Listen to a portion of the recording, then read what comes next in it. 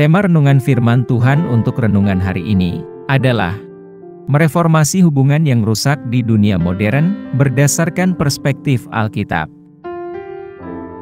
Ayat Alkitab yang kita baca sesuai bacaan Sabda Bina Umat GPIB hari ini adalah dari Yehezkiel 37 ayat 15 sampai ayat 19 yang berbunyi sebagai berikut.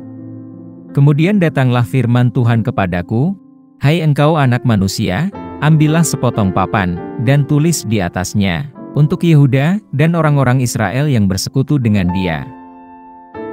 Kemudian ambillah papan yang lain dan tulis di atasnya, untuk Yusuf, papan Efraim, dan seluruh kaum Israel yang bersekutu dengan dia.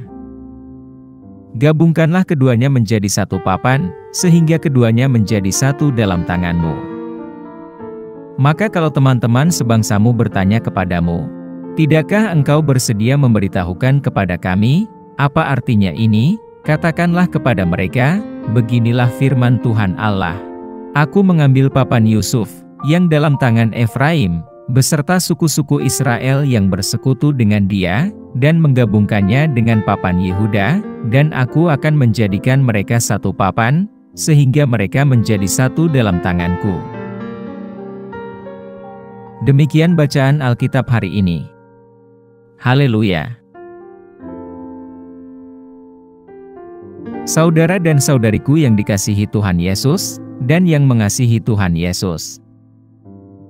Dalam kitab Yehezkiel, pasal 37, ayat 15 sampai ayat 19, kita menemukan pesan yang kuat dan simbolis, yang telah diterima oleh banyak orang selama berabad-abad. Ayat ini merupakan gambaran yang jelas tentang penyatuan kembali bangsa Israel yang terpecah. Mari kita selidiki konteks dan makna ayat-ayat ini. Dalam ayat ini, Tuhan memerintahkan Nabi Yehezkiel untuk mengambil dua tongkat, yang satu melambangkan kaum Yehuda, yaitu kerajaan selatan, dan yang lainnya mewakili kaum Israel, yaitu kerajaan utara. Tuhan memerintahkan Yehezkiel untuk menyatukan tongkat-tongkat ini, yang melambangkan penyatuan kembali Israel. Persatuan ini lebih dari sekedar pemulihan fisik atau geografis. Ini mewakili kesatuan spiritual dan janji perkenanan Tuhan. Konteks sejarah pada saat itu sangat penting untuk memahami bagian ini. Bangsa Israel telah terpecah menjadi dua kerajaan selama bertahun-tahun. Kerajaan utara, yang dikenal sebagai Israel, telah ditaklukkan dan dibubarkan oleh bangsa Asyur. Kerajaan selatan, yaitu Yehuda, kemudian ditawan oleh kerajaan Babel, dan dibawa ke Babilonia. Reunifikasi kedua kerajaan ini merupakan harapan kecil bagi bangsa Israel yang telah diasingkan dari tanah perjanjian. Pesan Yehezkiel adalah pesan harapan dan rekonsiliasi.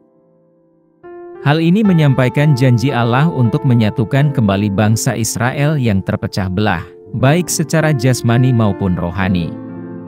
Kesatuan kedua tongkat ini melambangkan kuasa Tuhan untuk memperbaiki apa yang telah rusak, dan mengembalikan umat pilihannya pada kejayaannya semula.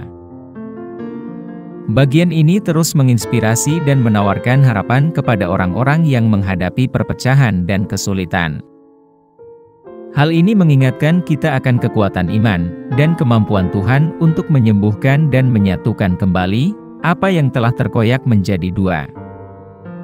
Pesan Yehezkiel 37 ayat 15 sampai ayat 19 berbicara tentang janji abadi akan persatuan dan pemulihan, sebuah pesan yang melampaui waktu dan terus bergema di kalangan orang percaya saat ini. Apa pesan Tuhan untuk kita yang hidup di masa kini? Bagian ini menyampaikan pesan harapan dan rekonsiliasi dari Allah, menawarkan perspektif Alkitabiah tentang reformasi hubungan yang rusak, yang dapat memperkuat iman kita, dan membimbing kita dalam menjalani hidup beriman di dunia modern. Yehezkiel 37, ayat 15 sampai ayat 19, memberikan gambaran yang jelas tentang Allah yang memerintahkan Nabi untuk mengambil dua batang kayu, melambangkan bangsa Israel yang terpecah, dan menyatukannya. Tindakan ini merupakan metafora yang kuat untuk memulihkan persatuan dan menyembuhkan perpecahan yang mendalam. Dalam konteks modern, hal ini berfungsi sebagai seruan untuk memperbaiki hubungan rusak yang juga menimpa masyarakat kita. Keretakan hubungan di dunia saat ini mungkin bukan semata-mata perpecahan nasional, namun dapat terwujud dalam bentuk polarisasi politik, konflik keluarga, ketegangan rasial, atau bahkan kerenggangan antar pribadi. Pesan Tuhan di sini jelas, Tuhan memiliki kuasa untuk memperbaiki apa yang rusak. Sama seperti Dia berjanji untuk menyatukan kembali Israel, Dia pun berjanji untuk memulihkan dan mendamaikan kehidupan dan hubungan kita yang retak. Perspektif Alkitabiah ini menekankan pengampunan, rekonsiliasi, dan pentingnya mencari titik temu. Hal ini mengundang kita untuk menjadi agen penyembuhan dan pemulihan yang mencerminkan kasih karunia dan kemurahan Tuhan. Ini adalah panggilan untuk menanggapi tantangan-tantangan masa kini dengan iman, cinta kasih, dan komitmen untuk membangun kembali apa yang telah terkoyak. Di dunia, di mana hubungan bilateral sedang tegang, dan persatuan tampaknya sulit dicapai, pesan Yehezkiel 37, ayat 15 sampai ayat 19, menawarkan secercah harapan, mengingatkan kita, bahwa kuasa Allah untuk memperbaiki hubungan-hubungan yang rusak, masih relevan sampai saat ini, dan bahkan sampai Tuhan datang kembali. Ini adalah pesan yang memperkuat iman kita, mengobarkan api rekonsiliasi, dan menantang kita untuk menjadi instrumen perdamaian di dunia modern ini. Apa yang harus kita terapkan dalam kehidupan kita sehari-hari? Kita harus memberi pengampunan kepada mereka yang bersalah kepada kita, sama seperti Tuhan telah mengampuni dan mendamaikan Israel.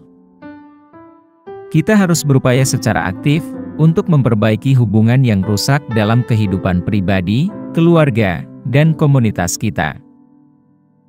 Kita harus mengusahakan persatuan dan menjaga keharmonisan dalam gereja dan dalam komunitas kita, dengan mengikuti teladan Tuhan Yesus dalam menyatukan mereka yang terpecah belah. Kita harus memiliki iman percaya yang tak tergoyahkan pada janji Tuhan, percaya pada kemampuannya untuk menyembuhkan dan memulihkan. Kita harus bertindak sebagai instrumen atau agen perdamaian dan rekonsiliasi di dunia yang sedang terpecah belah, dengan memberikan contoh kasih yang didasarkan pada belas kasihan Tuhan. Mari kita berdoa. Tuhan Yesus, kami berterima kasih atas janji-Mu yang tidak pernah berubah, serta pesan pengharapan dan rekonsiliasi dalam renungan hari ini. Semoga kami mampu menerapkan pelajaran ini dalam kehidupan kami sebagai umat-Mu. Saat kami bergerak maju menjalani kehidupan kami, semoga kasih karunia-Mu membimbing kami, membantu kami memperbaiki hubungan yang sempat rusak, memupuk persatuan, dan menjadi alat perdamaian. Kami pohonkan doa ini dalam nama Yesus Kristus, Tuhan dan Juru Selamat kami. Amin. Kiranya Tuhan menguatkan kita, dan kasih karunia Tuhan Yesus menyertai kita.